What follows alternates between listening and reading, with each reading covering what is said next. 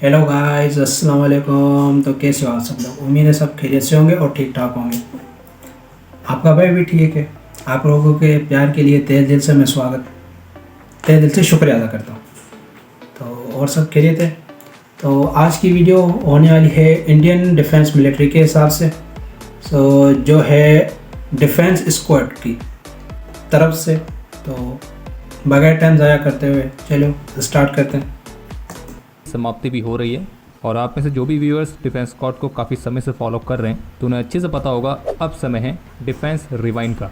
और इस बात में कोई संदेह नहीं है कि 2023 का जो ये साल है ये 2022 की तुलना में भारत के डिफेंस सेक्टर के लिए और भी ज़्यादा महत्वपूर्ण साबित हुआ है। ऐसे कई सारे इवेंट्स हुए हैं जिसने पूरी दुनिया को ये बताया है कि कैसे भारत डिफेंस सेक्टर में आत्मनिर्भर बन रहा है और स्वदेशी तौर पर अपनी कैपेबिलिटीज़ को बढ़ा रहा है।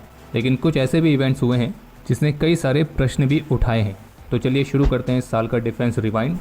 So without wasting any time let's begin.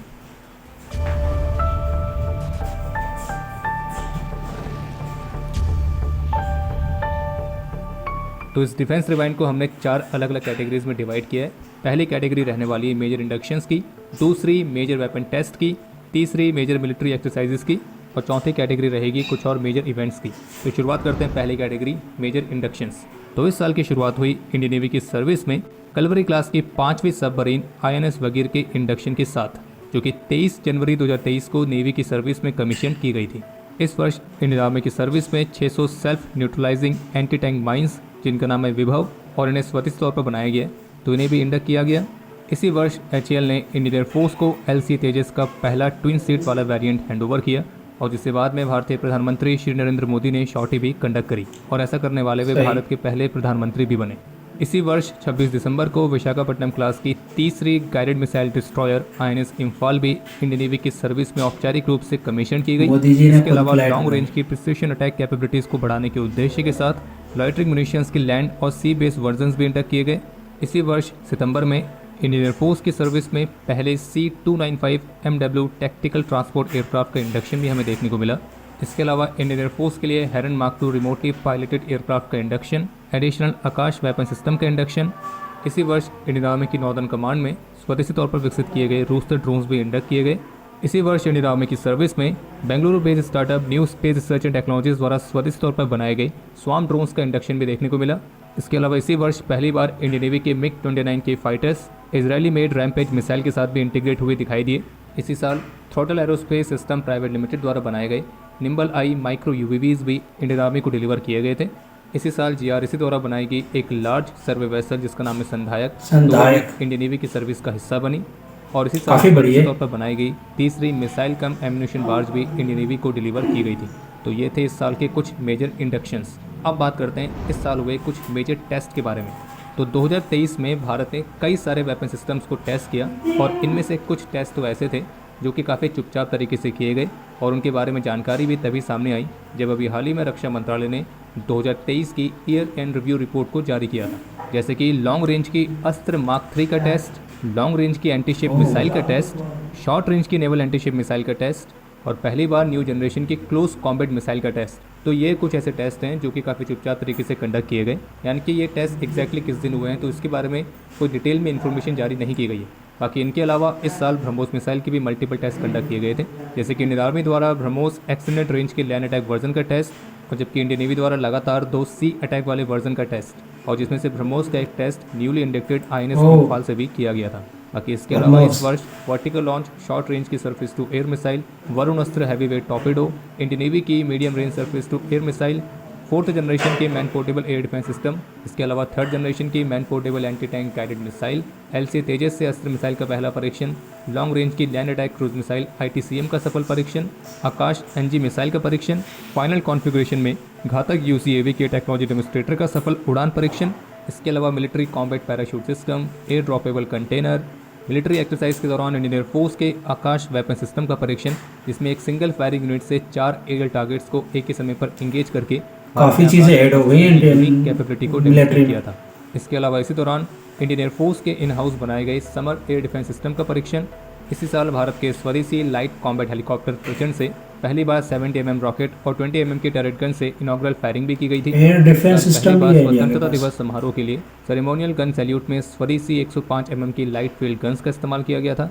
और इसी वर्ष अग्नि 1, अग्नि प्राइम, पृथ्वी 2 और प्रलय, तो इन मिसाइलों के भी इस वर्ष टेस्ट कंडक्ट किए गए थे। इसी वर्ष लॉन्ग रेंज की स्कैल्प मिसाइल को भी टेस्ट फायर करके वैलिडेट किया गया और अपाचे अटैक हेलीकॉप्टर से भी एयरबोर्न टारगेट के खिलाफ स्टिंगर मिसाइल को टेस्ट फायर किया गया था। और इस वर्ष पहली बार भारत के स्वदेशी एयरक्राफ्ट कैरियर INS विक्रांत से स्वदेशी तौर पर विकसित किए गए नेवल अनमैन्ड एरियल व्हीकल ने भी टेक ऑफ और लैंडिंग को परफॉर्म किया। तो ये थे इस साल के कुछ प्रमुख वेपन टेस्ट। अब बात करते हैं इस साल कंडक्ट की गई मेजर मिलिट्री एक्सरसाइज। तो ये जो साल है ये मिलिट्री एक्सरसाइज के हिसाब से भी काफ़ी ज़्यादा बिजी रहा है, क्योंकि इस वर्ष कई सारी एक्सरसाइज हमें देखने को मिली जिसमें इंडियन आर्म फोर्सेस ने पार्टिसिपेट किया। और इसमें से कुछ प्रमुख एक्सरसाइज कुछ इस तरह से हैं।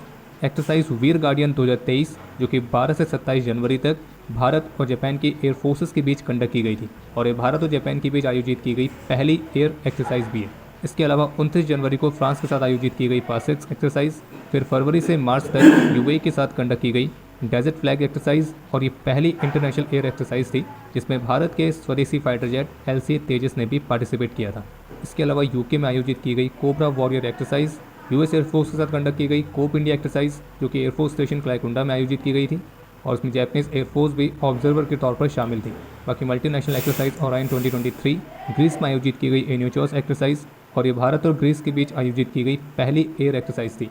इसके अलावा अगस्त से सितंबर तक इजिप्ट के साथ आयोजित की गई ब्राइट स्टार 2023 जिसमें इंडियन एयरफोर्स के MiG-29 फाइटर्स ने पार्टिसिपेट किया था। इन सबके अलावा ट्रॉपेक्स एक्सरसाइज, अस्त्र शक्ति, भारत और इजिप्ट की आर्मीज के बीच आयोजित की गई पहली joint exercise cyclone 1, Indian arm forces की tri service amphibious exercise AMPHEX 2023, Indian arm forces की joint training exercise Trishakti Prahar, Bharat और उज्बेकिस्तान की आर्मीज के बीच आयोजित की गई डस्लिक 2023, भारत और जापान की आर्मीज के बीच कंडक्ट की गई धर्मा गार्डियन 2023, सिंगापुर और भारत की आर्मीज के बीच आयोजित की गई कुरुक्षेत्र, इंडियन आर्मी और इंडियन एयरफोर्स द्वारा संयुक्त रूप से LAC के पास आयोजित की गई वायु प्रहार, गल्फ ऑफ ओमान में आयोजित की गई भारत, फ्रांस और UAE की मैरीटाइम पार्टनरशिप एक्सरसाइज, LAC के पास आयोजित की गई प्रलय एक्सरसाइज जिसमें पहली बार S-400 एयर डिफेंस सिस्टम्स को भी इस्तेमाल किया गया था। बाकी मरून स्ट्राइक्स, दक्षिण अवलोकन, संयुक्त संकल्प, संयुक्त शक्ति विनाश, मदद NSL, तो ये वो कुछ प्रमुख एक्सरसाइजेस हैं जो कि इस साल कंडक्ट की गई थी। हालांकि इनके अलावा और भी बहुत सारी एक्सरसाइज हैं जो कि इंडियन आर्म फोर्सेस के अलग अलग सर्विस यानी कि आर्मी, नेवी, एयरफोर्स उन सब ने अपने अपने लेवल्स पर भी कंडक्ट करी हैं। और अब बात करते हैं इस साल के कुछ और मेजर इवेंट्स की।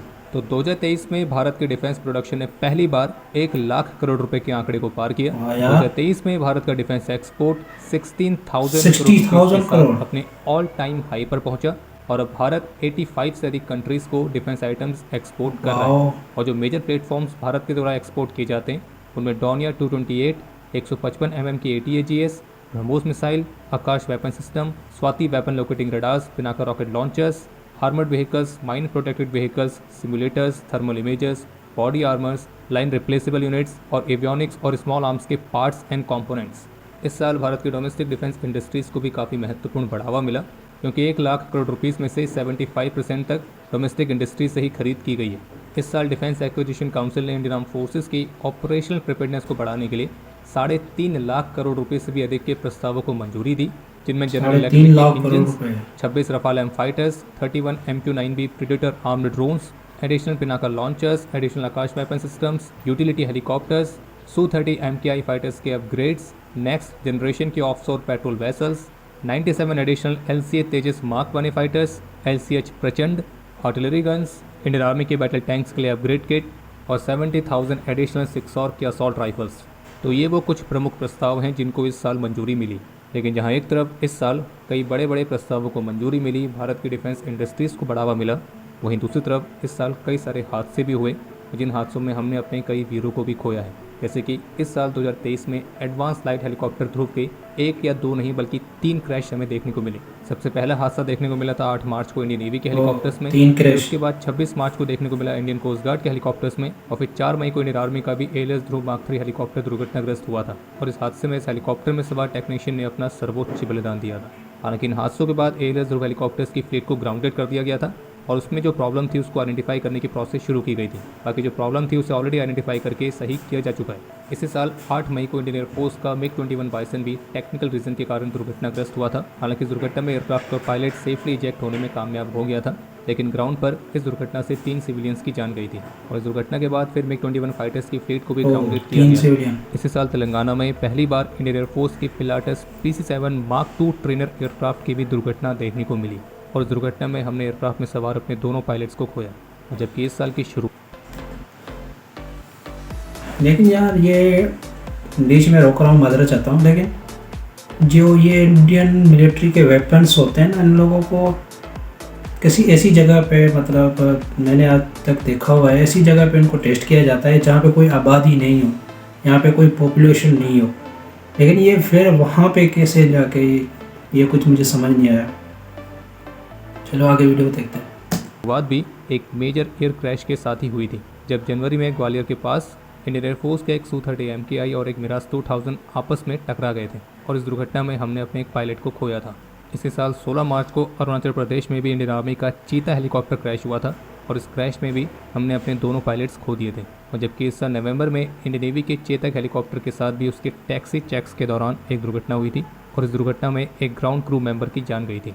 इसी साल मणिपुर में मई के महीने में काफ़ी हिंसक घटनाएं भी हुई, फिर जिसके बाद सिचुएशन को काबू में करने के लिए यहाँ पे ट्रूप्स की संख्या को बढ़ाना पड़ा था और जिसमें इंडियन आर्मी और असम राइफल्स ने इंटरनल सिक्योरिटी सिचुएशन को कंट्रोल करने में महत्वपूर्ण भूमिका निभाई थी और इस दौरान हमारी फोर्सेस ने 35,000 से अधिक कीमती जानों को सुरक्षित किया था। बाकी नॉर्दर्न बॉर्डर्स में खास करके LAC के साथ ओवरऑल सिचुएशन स्टेबल बने रहने के साथ साथ तनावपूर्ण भी बनी रही और दोनों देशों के बीच अलग अलग लेवल्स पर तनाव को कम करने के लिए कई अलग अलग मीटिंग्स भी कंडक्ट की गई। वहीं दूसरी तरफ LOC पर पाकिस्तान के साथ लगी सीमा पर घुसपैठ की घटनाओं में काफ़ी ज़्यादा बढ़ोतरी देखी गई और जिसके परिणाम स्वरूप यहाँ पे चलाए गए काउंटर टेररिज्म ऑपरेशंस में 35 से अधिक पाकिस्तान द्वारा समर्थित सुअरों को हुरिफाइड किया गया।